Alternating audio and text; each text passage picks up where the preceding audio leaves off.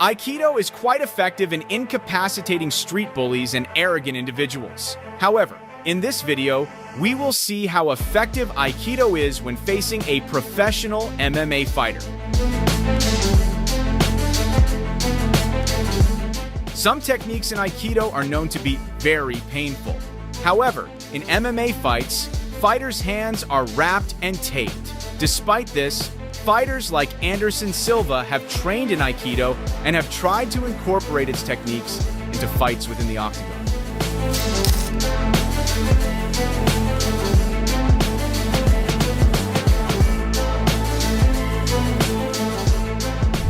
The following fighter also demonstrated that gloves are not an obstacle to performing Aikido locking techniques.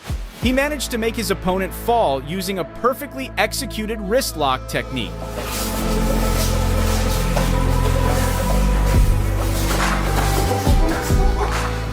Not just once, this Aikido practitioner was able to make his opponent fall repeatedly and dominate the fight with his lethal Aikido techniques. But once I was...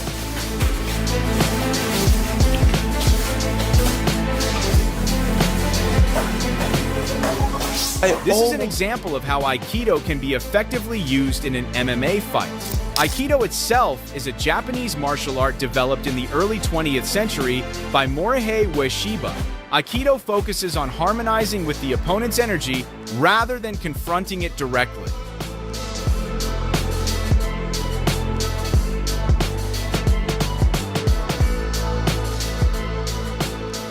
Aikido techniques involve circular movements that redirect the opponent's force, using their momentum against them. Aikido practitioners usually avoid direct confrontation, preferring to channel attacks into controlled movements. Come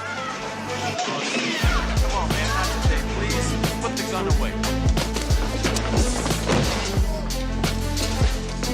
Aikido techniques emphasize efficiency, utilizing minimal physical strength by applying joint locks, throws, and precise strikes. Combat in Aikido often involves manipulating the attacker's joints, such as the wrists, elbows, or shoulders, to incapacitate or unbalance them.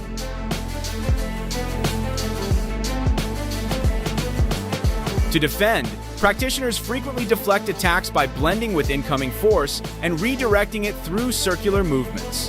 This technique focuses on disrupting the opponent's balance, making them vulnerable to being subdued.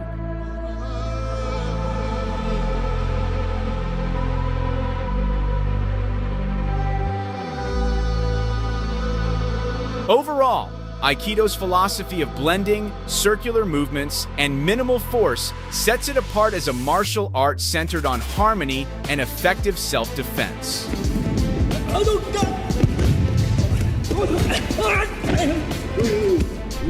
Aikido techniques can also be adapted to various fighting situations, making them versatile for different types of opponents and arenas.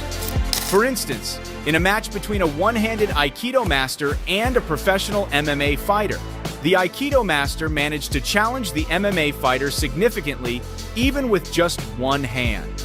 The Aikido master was able to hold his own when they engaged in a clinch.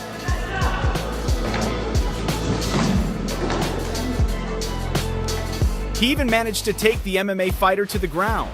Not stopping there, the Aikido master continued to dominate even during ground combat. Yosh!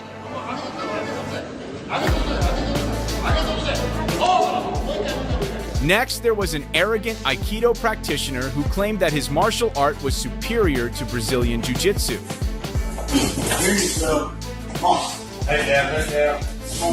He then challenged an MMA fighter with a BJJ background to a match. However, what happened in the arena was completely opposite to his big talk.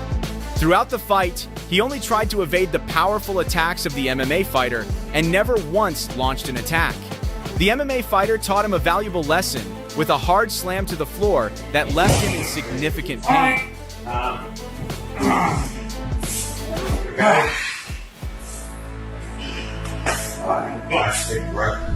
Continuing with the story of an MMA fighter with a BJJ background versus an Aikido practitioner, This time, the MMA fighter had a larger and more muscular physique.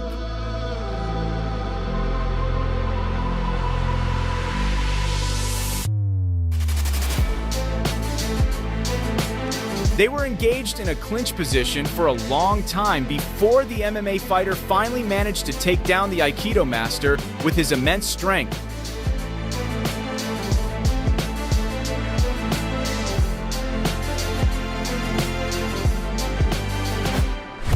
However, this did not have a significant impact on the Aikido master. While under pressure in the ground fight, he executed a neck lock that forced the MMA fighter to submit.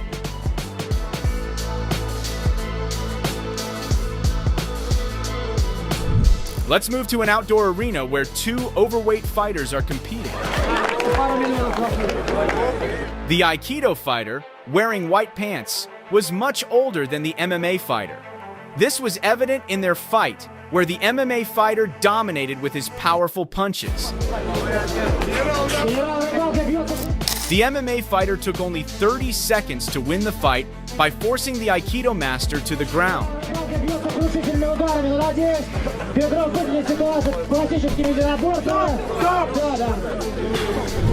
Lastly, there was a Japanese Aikido fighter facing an intimidating-looking MMA fighter.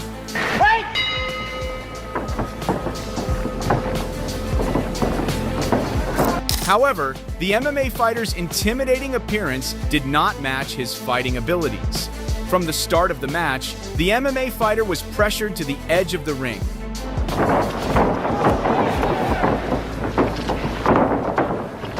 He could not break free from the tight hold of the Aikido master.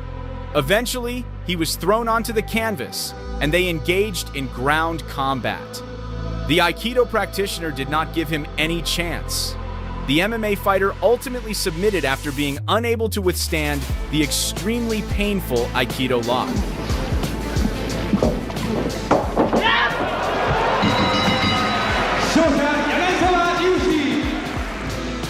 Aikido practitioners and enthusiasts around the world owe a great deal of gratitude and respect to Steven Seagal, as he is one of the individuals who popularized this Japanese martial art.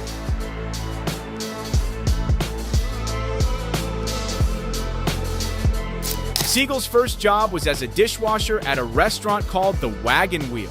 Noticing his quick movements, a Japanese Shotokan karate expert who was the cook at the restaurant decided to give him basic karate training.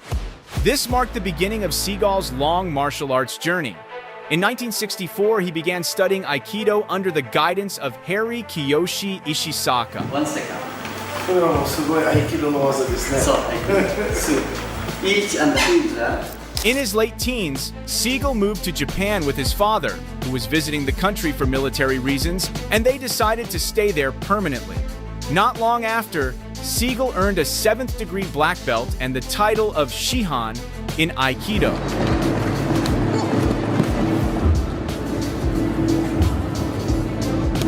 This Japanese term is used in various martial arts to honor senior martial arts practitioners. Subsequently, Seagal became the first foreigner in Japan to successfully run an Aikido dojo.